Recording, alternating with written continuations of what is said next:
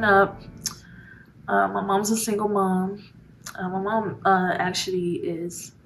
she passed away at the age of 45. She wasn't the best. She was abusive, mentally, verbally, physically. But she was a single mom of 7 kids. She had a middle school education. I'm a twin, so we all have different dads besides the twin. So we didn't have a lot of money. My mom was on house Section 8, so she didn't work a lot. I'm just not even exaggerating. My mom has never hugged me, not even once. Never said I love you, not even once. Not a kiss, not any type of show of affection. My dad was in the military. He moved back, he got married, he got another family. Prior to moving to the Well of Mercy, I was a heroin addict for 6 years. Addiction really took me all the way down. I was homeless. I was sleeping in vacant houses, literally walking the streets, just really, really hard. I had Raiden, and I was clean for like 2 months after. So I ended up giving him to my sister to help me out because I had nowhere to live. And I didn't want to impose because I was still in active addiction. So I just needed someone to help me with my son, and she did. And then I got pregnant again. Honestly, when I got pregnant with Ramir, it's like something went off in my head. It's like, you're reproducing. You're having kids who solely depend on you, and you just kind of got to change it. But it was really life-changing. Like, I really was like, I'm done with this. I'm going to be a mom. I'm going to raise my kids. I'm going to change my life, So that's what it was. And part of that was moving here. That was my only goal. Moving to Chicago was to never go back to doing drugs. I had just moved here. I was only here for a week. And I remember being at the hospital. Your mom came to the hospital and she stayed there the whole time. I was crying because I had Raiden. I was there by myself. Nobody was there. So then I come here and this lady I don't even know. She's literally here the whole time. And I was just like, okay. That let me know okay, I've came to a place where I can be supported. Not just here to fill a bed. They really care. I came in, my room I had nothing. I had a bag for me and a bag for Raiden. Had nothing for the baby. My room had diapers. It had clothes. There was toys for Raiden. I remember coming in and just being able to breathe. Before here, I had to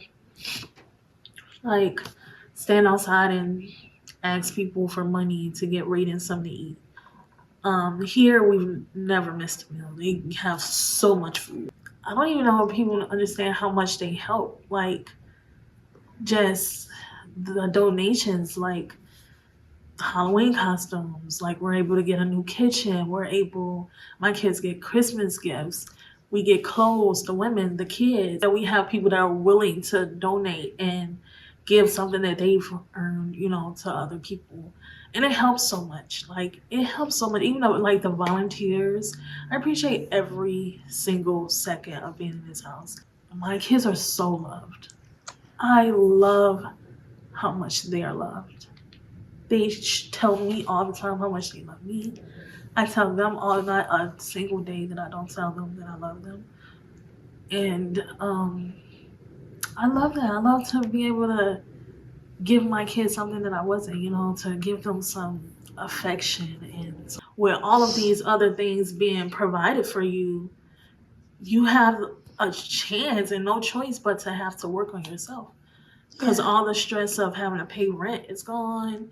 You don't have to worry about childcare. That's provided. Food is provided. Clothes are provided. You really just have an opportunity to better yourself for your transition out. It's kind of like a holistic